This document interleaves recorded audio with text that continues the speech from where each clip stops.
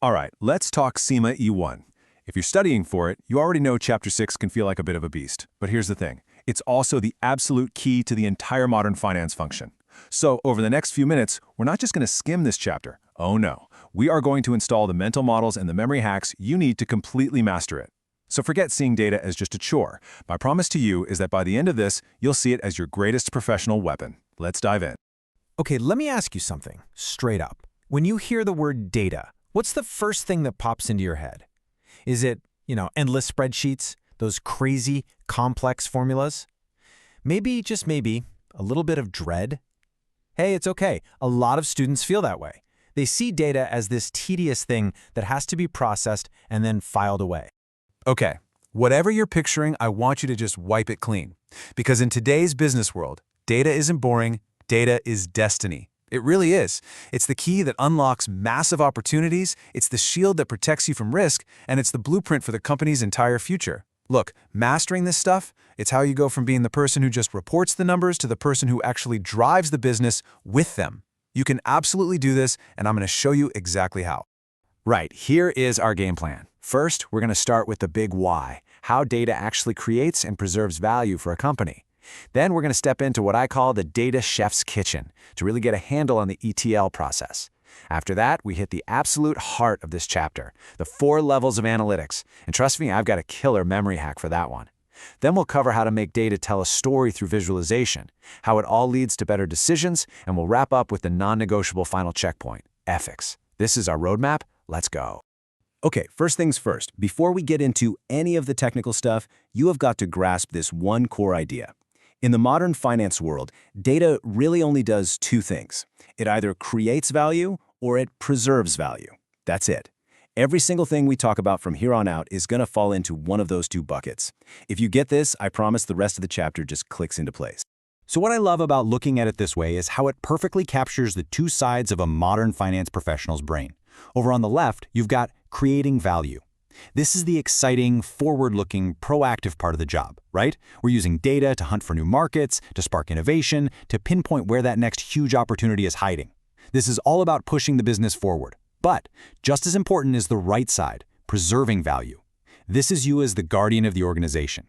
Here, we're using data to sniff out and manage risks, to make dead sure we're compliant with all the rules like GDPR, and to lock down the security of our company's information. See, a top-tier CIMA Pro, they're not just flooring the accelerator for growth. They're also the brakes and the shield. You have to be brilliant at both. Okay, let's get our hands dirty with our first big technical concept, ETL, extract, transform, load.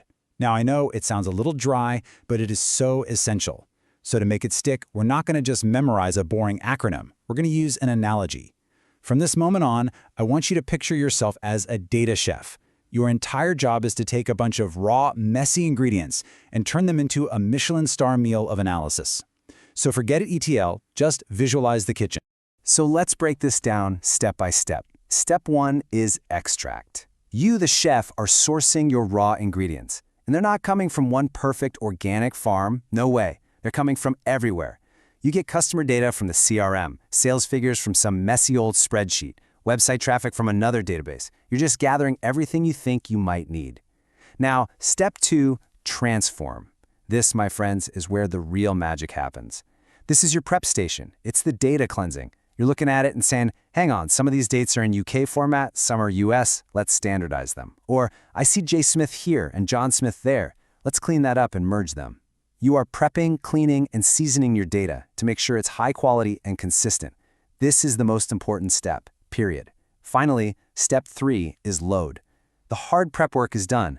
Now you just take all your beautifully prepped ingredients and place them in the pan. You load that clean, structured data into a central place, like a data warehouse, where it's all ready for you to cook up some amazing analysis. Extract, transform, load. Source it, prep it, cook it. Okay, team, pencils down for just a second. Seriously, if you only remember one thing from our entire chat today, make it this. The 4 levels of analytics are practically guaranteed to show up on your exam, and getting them in the right order is everything. So here it is. Here is your unbreakable memory hack. Doctors don't prescribe prematurely. Say it out loud with me. Doctors don't prescribe prematurely. DDPP. Descriptive, Diagnostic, Predictive, Prescriptive. This isn't just a silly acronym. It's a story, a logical progression that makes perfect sense. Let's walk through it together. So let's start with D for doctors. That's descriptive analytics. This is the bedrock, the foundation of all analysis. It's purely about looking at past data to understand what has already happened. It's the stuff you see every day, your standard financial reports, your sales dashboards. In our medical analogy, this is the doctor simply observing the patient's symptoms. Okay, you have a high temperature, a cough, and a headache. We're not saying why yet. We are just stating the facts. What happened? Okay, let's make this super real. Let's put ourselves in the shoes of a finance analyst at, say, a sports apparel company. You pull the Q3 sales report, and boom, here's what the descriptive analytics tell you. Fact 1. E-commerce sales of your main athletic shoes dropped by a massive 20%. Fact 2. Interestingly, your in-store sales didn't move at all. And fact 3, when you dig a little deeper, you see the drop was almost entirely with your 18 to 24-year-old customers. This is a perfect descriptive analysis. We have the what. We've seen the symptoms. We know something's wrong, but we have no idea why. Yet. Okay, so knowing what happened is great, but it's really just the starting point, right? The real value, the real insight comes from the next level up, diagnostic analytics, the second D in our mnemonic. Now we move from what to why. We're not just observing anymore, we're investigating. This is the doctor saying, okay, I see the symptoms, now let's run some tests. A blood test, maybe an X-ray, to figure out the root cause. Is it the flu? Is it something else? In business, this means you're drilling down, looking for patterns, trying to connect the dots. Why did those sales drop? So we put on our detective hats, and our investigation turns up a few things. First, ding, ding, ding, we find out a hot new competitor launched a huge targeted social media campaign right in the middle of Q3. And guess who they were aiming at? Yep, 18 to 24-year-olds. That's a big clue. Second, we dig into our IT logs and see our website was painfully slow for 2 whole days right at the start of the quarter. That could have definitely annoyed some buyers. And third, we run an analysis on social media comments about us, and we find a growing number of negative posts complaining that our shoes are just too expensive now. Aha, now we're getting somewhere. We have a diagnosis. It's probably a mix of all 3 of these things. All right, so once we understand the past and the present, we can start doing something really powerful.